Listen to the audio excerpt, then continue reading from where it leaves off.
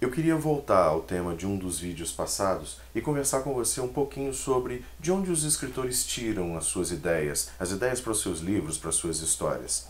Da outra vez eu falei sobre Dália Negra, do escritor James Ellroy, e um dos comentários nesse vídeo foi da Day Azevedo, que me perguntou: e você, Jefferson, da onde você tira as suas ideias, as ideias para as suas histórias? Então eu quero apresentar para vocês de onde saiu essa mocinha aqui, Alice em Silêncio, como eu cheguei nessa história. Qual é a história por trás desse livro? Segura um pouquinho aí.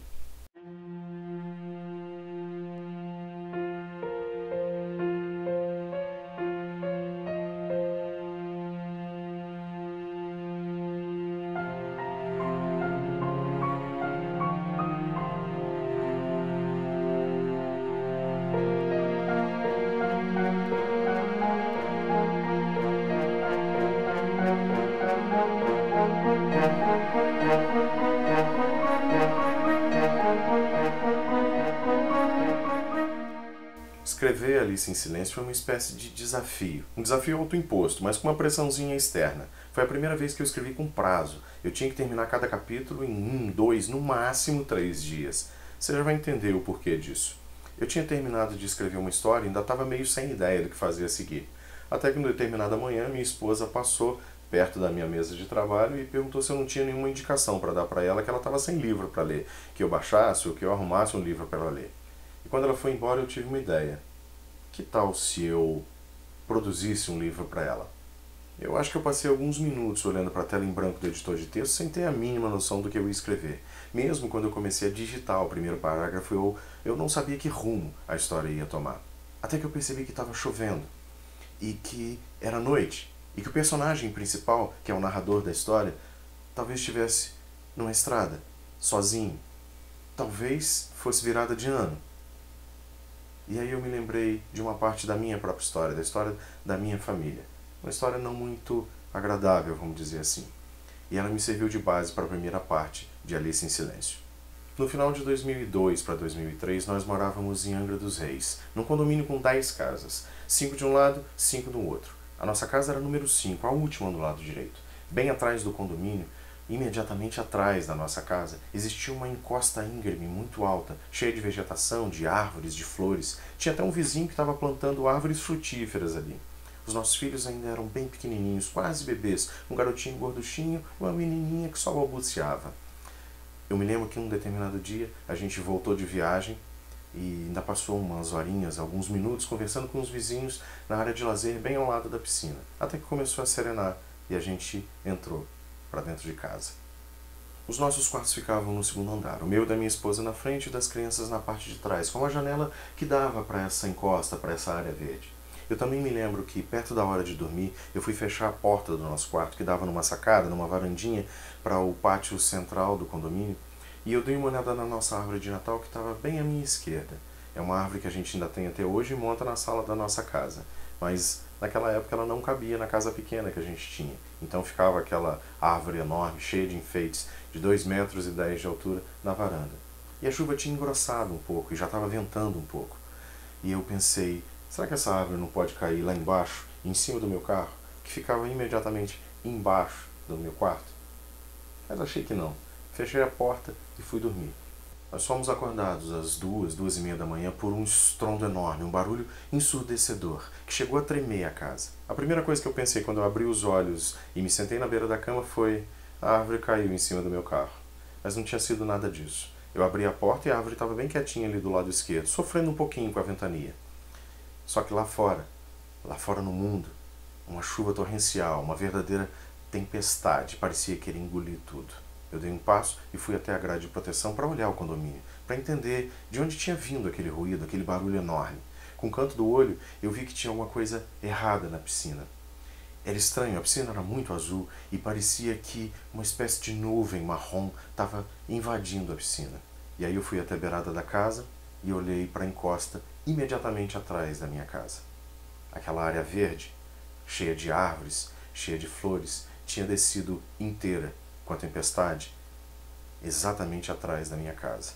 Exatamente no ponto onde ficava, no segundo andar, o quarto dos meus filhos. Você deve imaginar que eu corri em pânico e desespero para o quarto dos meus filhos. A cama da minha filha ficava bem encostada na porta que dava para o corredor, mas a do meu filho ficava bem abaixo da janela, onde do lado de fora agora tinha um mundo de terra. Quando eu abri aquela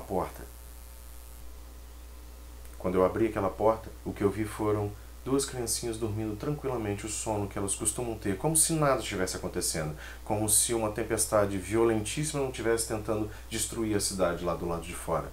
Claro que nós pegamos os dois e saímos correndo de casa para uma unidade mais afastada, longe da encosta, enquanto a tempestade parecia querer destruir Angra dos Reis. Infelizmente, naquela noite, várias famílias ficaram desabrigadas e algumas chegaram a falecer. Vários bairros ficaram isolados. Bem perto de nós, na BR-101, várias encostas tinham descido e a própria cidade ficou isolada durante um tempo. A Defesa Civil não conseguia chegar, a ajuda, o socorro não conseguia chegar. Emergi num sopro de ar. Trouxe comigo alguém.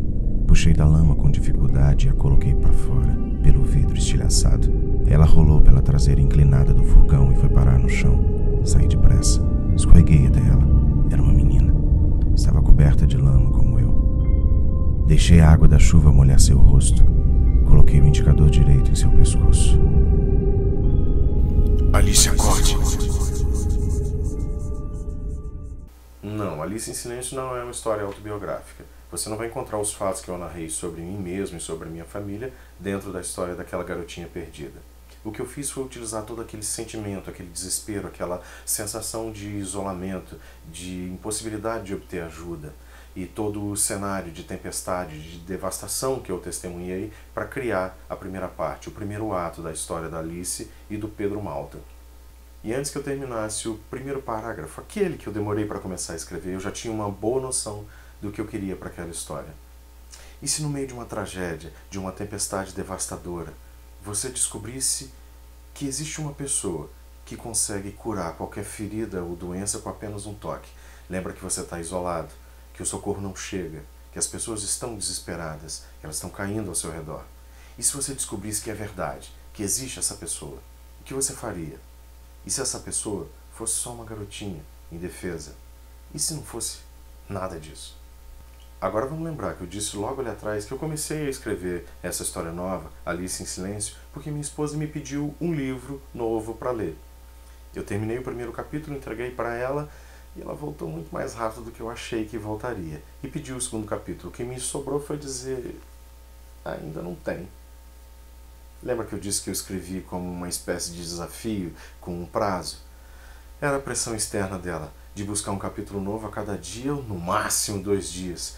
Mais do que isso, seria imperdoável.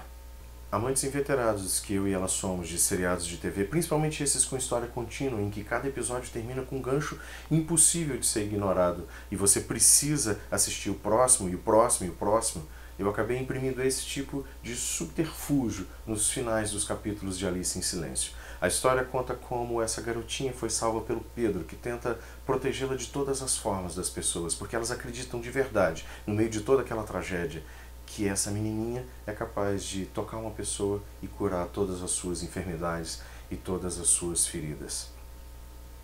Bom, isso aqui foi um pouquinho de Alice em Silêncio, de como eu cheguei nessa história, como eu escrevi cada capítulo, porquê, a fonte de inspiração. Eu espero de verdade que você tenha gostado. Se gostou, deixa aí embaixo o seu joinha. Se ainda não segue o canal, é só clicar aí do lado. Segue e espalha para os amigos. Até a semana que vem.